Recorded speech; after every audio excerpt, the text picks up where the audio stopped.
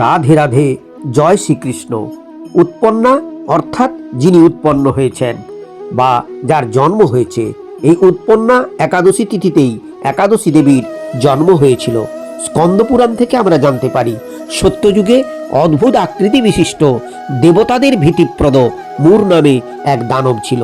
সে যুদ্ধে দেবতাদের এমনকি দেবরাজ ইন্দ্রকে পর্যন্ত পরাজিত করে স্বর্গ থেকে বিতাড়িত করেছিল। দেবতাদের হিসাবে 1000 বছর যুদ্ধ করেও দেবতারা যখন তাকে পরাজিত করতে পারলেন না, তখন শ্রী বিষ্ণু বিশেষ চিন্তান্বিত হয়ে বদরিকা আশ্রমে সিংহাবতী গুহার মধ্যে শয়ন করলেন। তখন ওই নূর দানব ঘুমন্ত অবস্থায় বিষ্ণুদেবকে বধ করার কথা ভাবেন।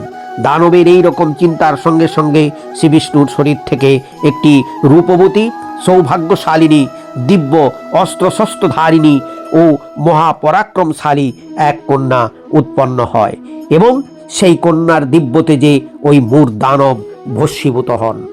ইনি হলেন উৎপন্না একাদশী।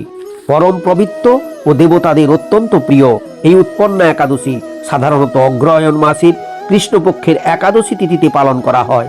তবে পঞ্জিকারবিদগণের মতে কখনো কখনো এই একাদশী কার্তিক মাসের শেষেও পালিত হয়, তখন এটিকে কার্তিকের উৎপন্না একাদশী বলে। এই পবিত্র একাদশী ব্রত পালিত হবে আগামী 15ই নভেম্বর 2025 খ্রিস্টাব্দ, বাংলা 28শে কার্তিক 1432 বঙ্গাব্দ শনিবার।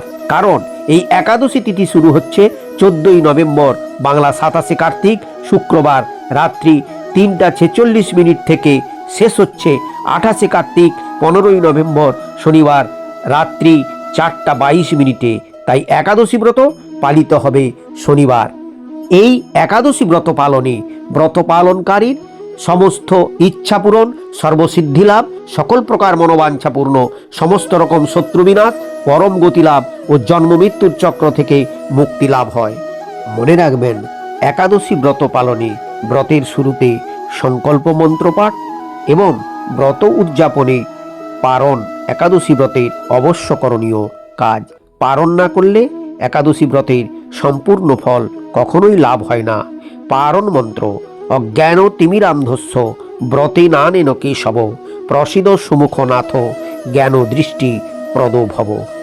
পারণের সময় 16ই নভেম্বর, বাংলা 29শে কার্তিক রবিবার, দিবা ঘন্টা 10:39 গতে। ব্রতের সংকল্প মন্ত্র: একাদশাং নিরাহার স্থিতা অহম অপরিহনি ভক্সামি পুণ্ডরীকাক্ষং শরণং মে ভাবাচ্যুত। আপনি যদি এই ব্রতের ফল অক্ষয় ও সঞ্চয় করে রাখতে চান, তাহলে আপনাকে অবশ্যই নিষ্ঠার সাথে এই উৎপন্না একাদশী ব্রত পালন করতে হবে।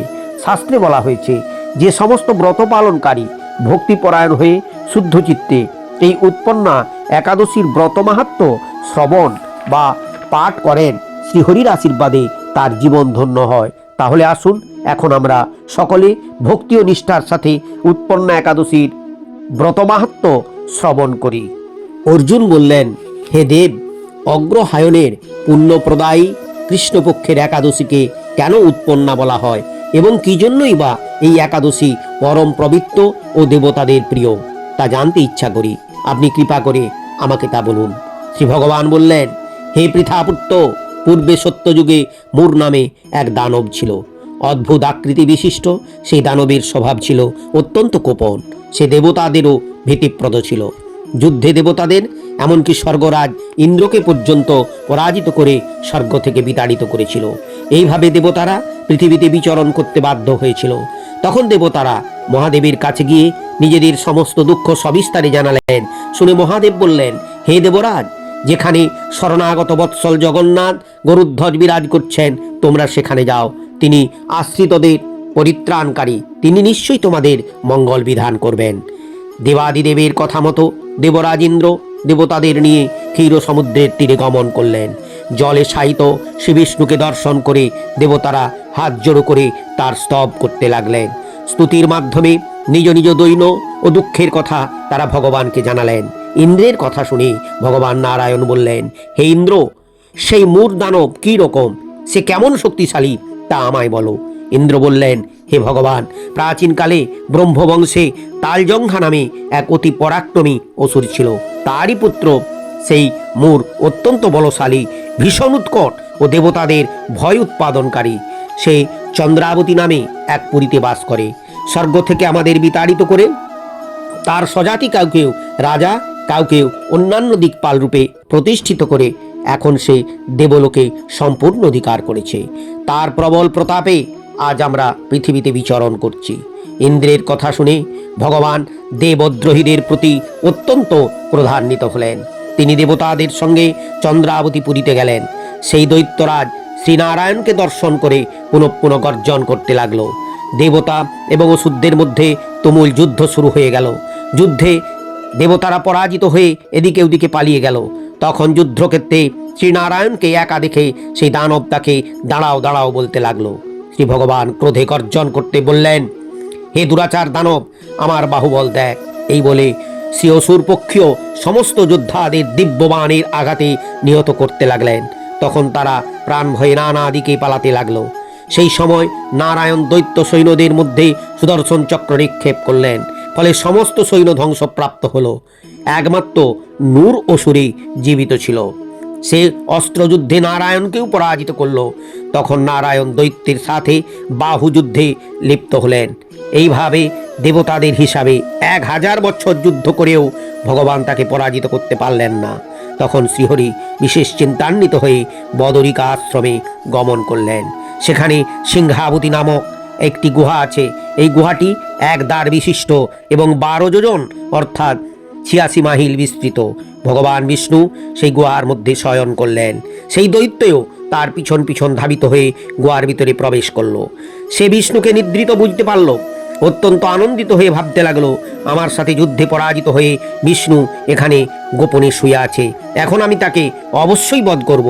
দানবের এই রকম চিন্তার সঙ্গে সঙ্গে শ্রী বিষ্ণুর শরীর থেকে একটি কন্যা উৎপন্ন হলো। এই কন্যাই উৎপন্না একাদশী। তিনি রূপবতী, সৌভাগ্যশালিনী, দিব্য অস্ত্র শস্ত্রধারিণী ও বিষ্ণু তেজ সম্ভূতা বলে মহা পরাক্রমশালী ছিলেন। দৈত্যরাজ সেই স্ত্রীরূপিণী দেবীর সাথে তুমুল যুদ্ধ শুরু করলো। কিছুকাল যুদ্ধের পর দেবীর দিব্য তেজে অসি ভস্মীভূত হয়ে গেল। তারপর বিষ্ণু জেগে উঠে সেই ভস্মীভূত দানবকে দেখে বিস্মিত হলেন। এক দিব্য কন্যাকে তার পাশে হাত জোড়ো করে দাঁড়িয়ে থাকতে দেখলেন। বিষ্ণু বললেন, হে পরাক্রান্ত উগ্রমূর্তি, এই মূর দানবকে কে বধ করল? যিনি একে হত্যা করেছে তিনি নিশ্চয়ই প্রশংসনীয় কর্ম করেছে। সেই কন্যা বললেন, হে প্রভু, আমি আপনার শরীর থেকে উৎপন্ন হয়েছি। আপনি যখন ঘুমিয়েছিলেন তখন এই দানব আপনাকে বধ করতে চেয়েছিল, তা দেখে আমি তাকে বধ করেছি। আপনার কৃপাতেই আমি তাকে বধ করতে পেরেছি। একথা শুনে ভগবান বললেন, আমার পরাশক্তি, তুমি একাদশীতে উৎপন্ন হয়েছ, তাই তোমার নাম হবে একাদশী।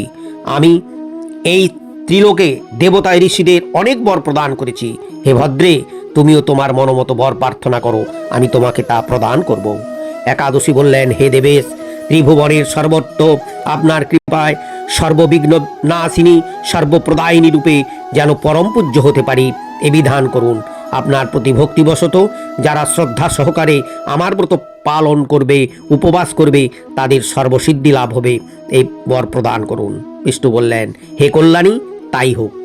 উৎপন্না নামে প্রসিদ্ধ তোমার ব্রত পালনকারীর সমস্ত ইচ্ছা পূর্ণ হবে। তুমি তাদের সকল মনোবাসনা পূর্ণ করবে, এতে কোনো সন্দেহ নেই। তোমাকে আমার শক্তি বলে মনে করি, তাই তোমার ব্রত পালনকারী সকলে আমারই পূজা করবে। এর ফলে তারা মুক্তি লাভ করবে। তুমি হরিপ্রিয়া নামে জগতে বিখ্যাত হবে। তুমি ব্রত পালনকারীর শত্রু বিনাশ, পরম গতি দান এবং সর্বসিদ্ধি প্রদান করতে সমর্থ হবে। ভগবান বিষ্ণু এইভাবে উৎপন্না একাদশীকে বরদান করে অন্তর্হিত হলেন। সমস্ত ব্রতকারী দিবারাত্রি ভক্তিপরায়ণ হয়ে এই উৎপন্না একাদশীর উৎপত্তির কথা শ্রবণ কীর্তন করলে শ্রীহরির আশীর্বাদ লাভে ধন্য হবেন।